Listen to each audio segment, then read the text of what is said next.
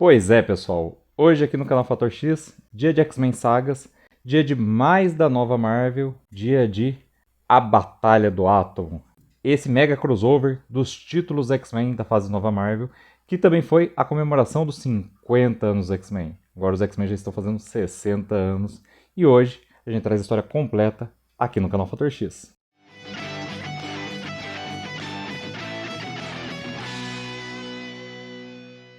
Olá, eu sou Inácio Santos. Este é o Fator X, o nosso canal sobre X-Men, e hoje trazendo até vocês X-Men, a Batalha do Átomo. Já tenho esse exemplar há algum tempo, estava devendo trazer a saga para vocês. Já fiz X-Men de ontem, que é o principal antecedente dessa saga aqui. Vou listar mais alguns daqui a pouco, quando o vídeo começar. Mas já queria convidar você a curtir o vídeo se você gosta desse formato, se inscrever se ainda não é inscrito, ativar o sininho para receber as notificações e conferir os links aqui na nossa descrição. Aqui na descrição você encontra links para adquirir revistas em quadrinhos, desde a Batalha do Átomo, que é a revista desse vídeo, até vários outros exemplares de histórias completas dos X-Men e as revistas mensais que você encontra nas bancas e livrarias atualmente. Quando você compra por esses links, você ajuda o canal Fator X. Se você quiser ajudar a gente de outra maneira, tem esse QR Code que eu deixo na tela a maior parte do vídeo e que serve para você fazer um Pix e doar algum valor para o canal. Também a chave Pix para a mesma conta, o meu número de celular, que é o primeiro item aqui da descrição. E você também pode ajudar clicando no botão Seja Membro, Além disso, você ainda pode assistir os vídeos do canal um pouco antecipados. E antes de passar para os antecedentes e começar a contar essa história, queria aproveitar e fazer alguns agradecimentos. A inscrita Karen, que mais uma vez fez um Pix, ela já mandou revistas aqui para o canal também. E com esse valor eu pude comprar a saga dos X-Men 17 e trazer em breve para vocês a segunda parte do Massacre de Mutantes. Se não fosse esse Pix, não conseguia fazer, porque esse mês não consegui comprar nada do que está na banca. A editora Trem Fantasma, que a gente trouxe aqui, inclusive, quando estava prestes a lançar a Dastra. A gente fez uma live com o Guido Moraes, com o Mário Luiz C. Barroso também, que traduziu o exemplar, para apresentar para vocês essa história que, apesar de não ser publicada pela Marvel, é a continuação meio que não oficial de Morte em Vida, parte 1 e parte 2, duas histórias solo da Tempestade, publicadas na revista Uncanny X-Men. Inclusive anunciar, além de eu trazer o review dessa edição aqui, primeira edição não mutante, por assim dizer, para ganhar review no canal, eu também vou lançar em breve um corte dos vídeos onde eu trouxe tantas histórias Morte em Vida parte 1 quanto Morte em Vida parte 2. É um corte de vídeos de A Saga dos X-Men, mas para você poder conferir como antecedente, inclusive, para a Dastra. E junto com a Dastra, o Guido mandou aqui para a gente, aqui para o canal, Sementes, de Ann Nocente e David Aja. Ann Nocente, criadora do Longshot, editora de longa data dos títulos mutantes, tudo a ver com X-Men, e assim que eu ler, pretendo trazer para cá também. Então a gente vai ter 2 títulos não mutantes em vídeos do canal, mas 2 títulos com muita ligação. Seja, no caso aqui, com os mutantes mesmo, apesar da história, como eu disse, não ser com os personagens que a gente conhece, seja com os autores de personagens mutantes. Agora vamos lá para a primeira parte do vídeo, os antecedentes que você precisa conhecer para entender a Batalha do Átomo. Já fiz X-Men de ontem, que é o principal antecedente dessa saga aqui. De lá para cá, a única atualização que eu tenho que fazer para vocês é a seguinte. Desses X-Men originais, o Anjo aceitou o convite de Ciclope e foi fazer parte dos Uncanny X-Men, da equipe de revolução do Ciclope, que estava salvando mutantes que manifestaram seus poderes após o dia M. Além disso, também vou pôr nas telas finais o nosso vídeo sobre a morte do Wolverine. Apesar do Wolverine estar vivo durante a Batalha do Átomo, nos antecedentes da morte do Wolverine, eu explico como ele perdeu seu fator de cura. E em A Batalha do Átomo, ele está sem o fator de cura, que ele perdeu nos primeiros números da sua revista mensal da fase Nova Marvel. A Batalha do Átomo se inicia com Illyana Rasputin desobedecendo o Ciclope. Ela deixa um bilhete informando e usa seus poderes de teletransporte e seu acesso privilegiado através da dimensão do limbo para visitar o futuro e dar uma espiada. Lá, ela vislumbra uma equipe de X-Men bem diferente, com uma versão do Fera mais velha, mas cheia de mutações secundárias que ele provavelmente criou em si mesmo, lutando ao lado de uma espécie de Hulk de gelo e uma versão feminina de Kizorn contra sentinelas.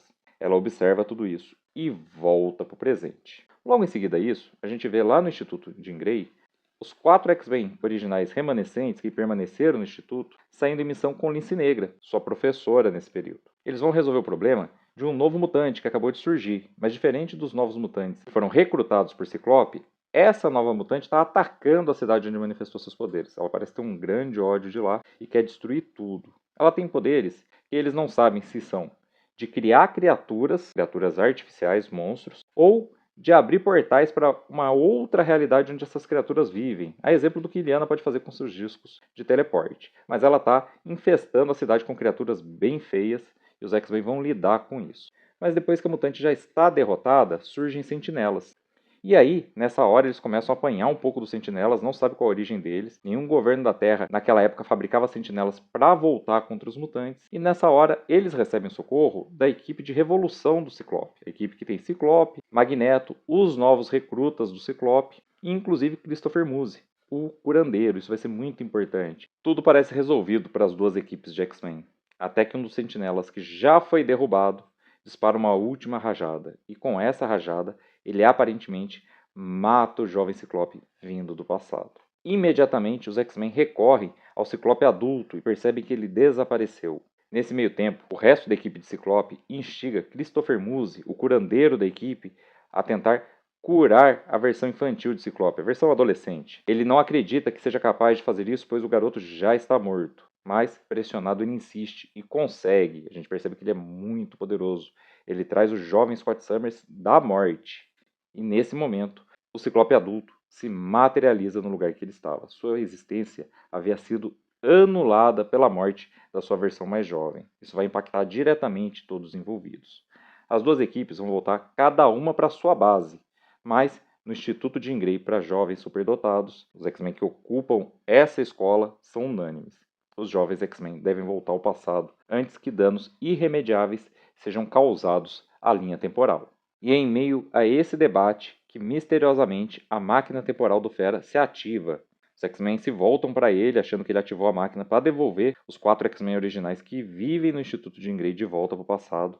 Ele diz que não foi ele, que ele não está usando os controles, que ela não está sendo ativada deste lado. E é nessa hora que a gente vê se materializar a equipe de X-Men que Iliana foi investigar no futuro. A equipe, inclusive, completa, que a gente tinha visto o Fera, tinha visto a Kizorn e ali o Hulk de gelo, como eu chamei inicialmente. Agora a gente vai ver que a equipe também conta com Deadpool, como a versão mais jovem do Professor X, um descendente dele. Ele vai se apresentar inclusive como um neto de Xavier. Esse descendente, inclusive, não sofre de nenhum tipo de paralisia nas pernas, não sofreu nenhum acidente como seu antepassado. Essa equipe vai dizer que veio do futuro, que não pode revelar nada, mas que é imprescindível que os X-Men originais voltem ao passado.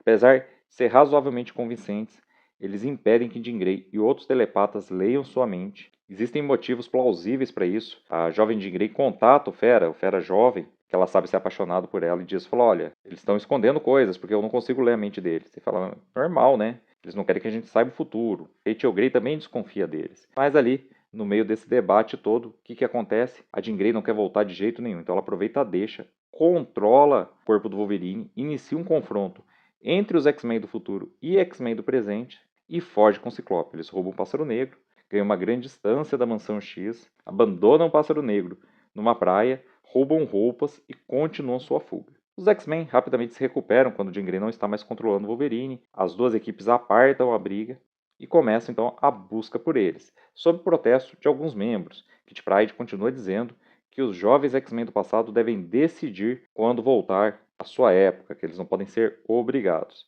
Todavia, a vinda desses X-Men do futuro denota ali certa urgência, algo está prestes a acontecer se eles não voltarem.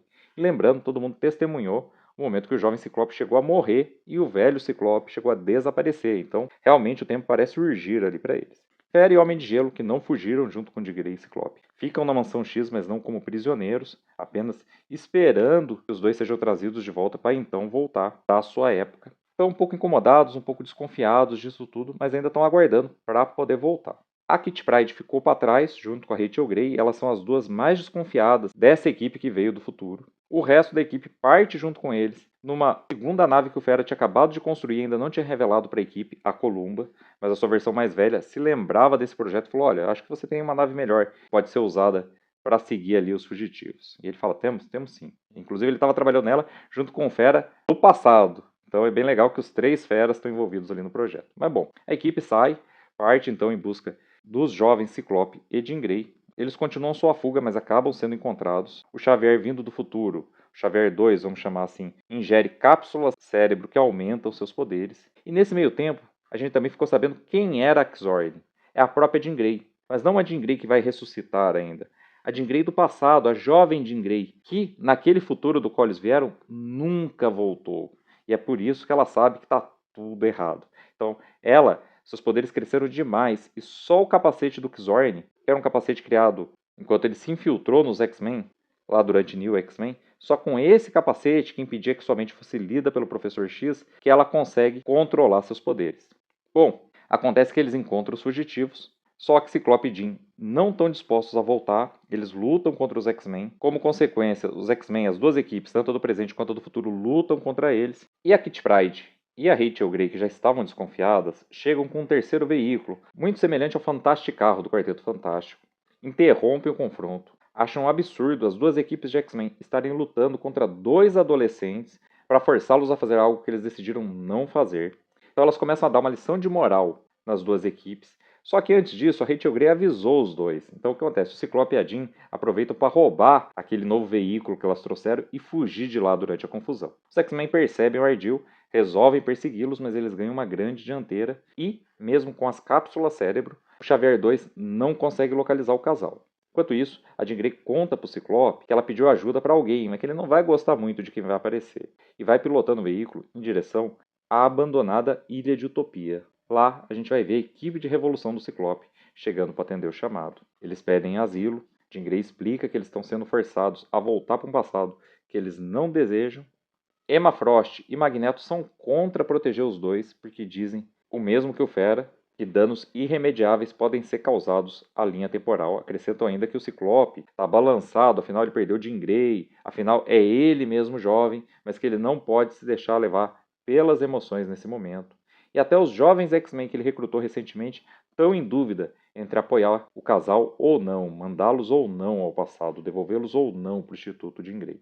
E enquanto esse debate está acontecendo, Emma Frost toma suas próprias decisões. Então a gente vai ver a hora que o Xavier diz que perdeu o rastro desses jovens X-Men, mas é contatado por Emma que dá a localização deles. Os X-Men do Wolverine e os X-Men do futuro então chegam onde os Uncanny X-Men estão junto com os dois fugitivos e o Ciclope acabou de se manifestar em defesa dos dois. Diz para a equipe que eles vão proteger eles e vão impedir eles de ser levados para o passado até o momento em que eles desejarem fazer isso. Emma Frost, apesar de admitir que convocou a equipe até lá, rapidamente muda de ideia, porque ela vê a Jean Grey mais velha, a Xorn, tentando espancar mentalmente a sua versão mais jovem, e vê que todos esses X-Men usam de violência desmedida para tentar forçar os jovens a voltar ao passado. Então, acaba que a própria Emma Frost se arrepende e junta de novo ali com a equipe do Ciclope para defender os dois, inclusive num embate psíquico, onde ela, as gêmeas Stepford e a jovem Jean Grey resistem sozinhas a Xorn, que é muito poderosa, mas um tanto quanto descontrolada. Enquanto o confronto está acontecendo, a Illyana abandona a equipe, se teletransporta e ninguém sabe por quê. Ela se materializa lá no Instituto Jean Grey para estudos avançados. Pega o Fera e o Homem de Gelo, que, como eu disse, estava aguardando seus companheiros para ser devolvidos ao passado, mas não estavam muito crentes de que essa era a melhor ideia, de que aqueles X-Men eram de confiança, e junto com os dois faz mais uma visita ao futuro, só que dessa vez viajando por próprio Instituto Jean Grey. E lá ela encontra uma outra equipe de X-Men que tenta impedi-la de conhecer o futuro, mas ao saber que ela está lidando com aquela outra equipe, a equipe que foi para o passado, com o Fera mais velho, o Xavier 2 e o Deadpool, eles ficam preocupados e decidem revelar a verdade para Illyana. De volta ao presente, o confronto se encerra com a Jean Grey jovem podendo acessar a mente da Jean Grey adulta, a Jean Grey que nunca voltou ao passado, que cresceu nesse presente e que se tornou a Xorn no futuro. Ela não conta o que viu, mas depois disso ela concorda. O confronto cessa. Os Uncanny X-Men resistem um pouco, mas deixam então todo mundo voltar para o Instituto Jean Grey para poder teleportar os jovens de volta para o passado. O anjo que estava junto na equipe do Ciclope, o anjo trazido do passado, também quer voltar, então ele também concorda e volta todo mundo para o Instituto Jean Grey. Nesse meio tempo, o Deadpool também fez um discurso ali que ajudou a apaziguar os ânimos, que falou de como o futuro era ruim, que falou como eles tinham que transformar tudo, e o Wolverine agradeceu isso. Só que o Deadpool respondeu o agradecimento de um jeito muito estranho, falando: "Obrigado, foi mesmo um bom discurso, né? Pena que é tudo mentira." E aí, a gente tem conhecimento de um ponto no futuro que não está sendo mostrado nem para Illyana nem para ninguém. Só nós, leitores, estamos vendo.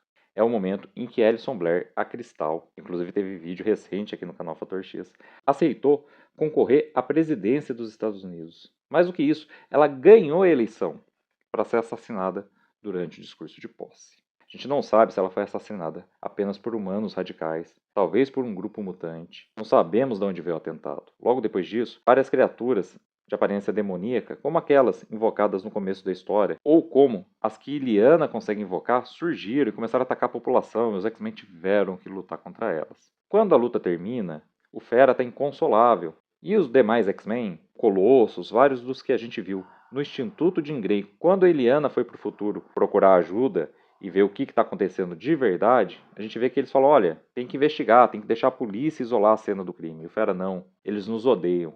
Eles nunca vão permitir que a gente tenha uma presidente mutante. Eles nunca vão permitir que a gente viva em paz.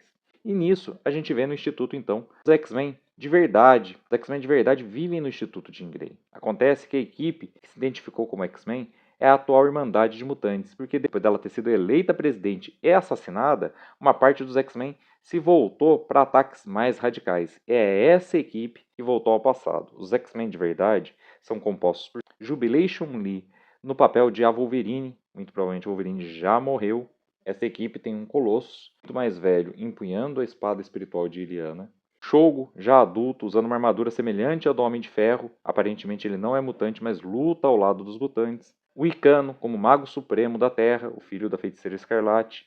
Quentin Quire, como atual hospedeiro da Fênix. E Quimera, a filha de Tempestade, aparentemente com o Rei T'Challa. Pese que isso não é citado, mas ela tem ali um mascote e os enfeites de vibrânio. Bom, essa equipe volta então com a Illyana, confere com o Homem de Gelo para se encontrar com os Uncanny X-Men do Ciclope. Enquanto isso, os outros X-Men originais, a Jean Grey, o Anjo e o Ciclope, chegam no Instituto Jean Grey só para encontrar com o Fera e com o Homem de Gelo, que era para estar lá. Só que assim que o Xavier chega, ele lê a mente de uma das alunas do instituto e percebe que eles não estão mais lá. E aí ele já começa a ficar agressivo, começa a torturar a menina psiquicamente. Os X-Men falam, peraí, os X-Men já estavam bem desconfiados deles, em que pese que queriam devolver os originais presentes. Peraí, vocês estão passando dos limites. E aí começa outro confronto. Só que dessa vez, esses falsos X-Men do futuro, essa irmandade de mutantes, tem um plano bem acabado. Eles rapidamente começam a derrotar os outros X-Men, porque já se prepararam para isso. Pegam os 3 que eles têm e levam para o cubo de viagem do tempo do Fera para enviá-los ao passado à força mesmo. Só que nessa hora eles percebem que isso não é possível. Muito importante, durante a revelação deles, a hora que eles se voltam contra os X-Men, essa equipe tinha uma versão de Lince Negra que parecia a versão de Dias de um Futuro Esquecido. E aí no meio do confronto ela simplesmente muda de forma. A gente conhece Haze, filho do Wolverine com mística vindo desse futuro. Tem garras de osso, mas também é um transmorfo e estava disfarçado de Lince Negra desde o começo. E ele apunhala o Wolverine, que está sem fator de cura e tem que ser salvo pelo Christopher Muse. Mas bom, com esse confronto, com os X-Men sendo pegos de surpresa, então eles conseguem ir até a máquina do tempo e conseguem ativá-la, mas ela não funciona, não leva os 3 X-Men originais de volta para o passado. Eles ficam desesperados, fazem um teste. O Haze, que é transmorfo, assume a forma do jovem Ciclope e volta ao passado. Diz que anda pela Mansão X, vê o Professor X enquanto ele está disfarçado, volta para o presente, mas a máquina não funciona com os 3. Eles começam a achar que algo terrível aconteceu, eles quebraram o tempo demais para que os 3 não possam ser devolvidos. E começam a mudar de planos, então. Verdadeiros X-Men do futuro. Essa equipe, então, se encontra com os X-Men do Ciclope, conta a verdade para eles, e juntos eles vão socorrer, então, os X-Men que foram traídos pela equipe do Xavier 2. Chegam bem na hora, é um confronto bem feroz. Colossus chega a usar sua versão da espada espiritual para ferir gravemente Xavier 2, e aí sim ele perde o movimento das pernas, como supostamente seu avô, né? Ele diz que é neto do Xavier. Mas, mesmo assim, a equipe, a Irmandade de Mutantes, consegue fugir, levando os X-Men originais consigo. Uma vez que devolver os X-Men originais ao passado parece ser inviável, resta aos X-Men do futuro, a Irmandade de Mutantes do futuro, vamos corrigir, deixar uma mensagem importante. Eles vão levá-los até Cabo Cidadela, o lugar onde, de certa maneira, os X-Men nasceram, onde, no número 1 da revista, 50 anos antes da publicação da Batalha do Átomo, os X-Men enfrentaram publicamente seu primeiro adversário, Magneto. Lá acontece o segundo round, então os Uncanny X-Men de Ciclope, os X-Men de Wolverine, os X-Men vindos do futuro, todos eles se dirigem para lá para confrontar a Irmandade de Mutantes do futuro e libertar os reféns, no caso os X-Men originais. A SHIELD, que estava observando toda a situação com muito cuidado, também se dirige para lá, e isso é parte do plano de Xavier 2. Ele e a Kizorn usam seus poderes para assumir o controle do aeroporto-aviões e liberar armas contra os X-Men, inclusive contra eles mesmos.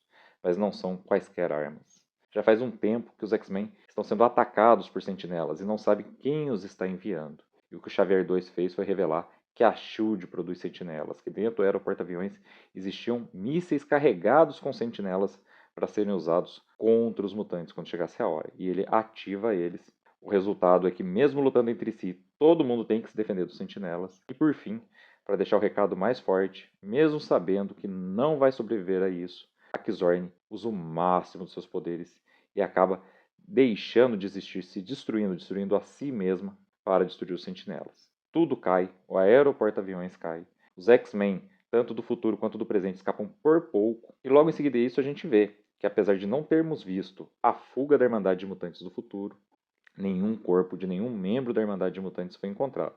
O da própria Kizorn não seria encontrado, claro, porque ela se desfez diante dos olhos de todos eles. Posto isso, as duas equipes de X-Men se separam novamente, então Ciclope volta com seus X-Men para sua base, Wolverine continua no Instituto Jean Grey para estudos avançados, só que agora ambas as equipes sabem que a SHIELD produz sentinelas, o que deixa bem estremecidas as relações com essa organização governamental. Quimera, dos X-Men do futuro, fica para trás, alojada no Instituto Jean Grey, para caçar os membros da Irmandade de Mutantes que ela sabe ter sobrevivido.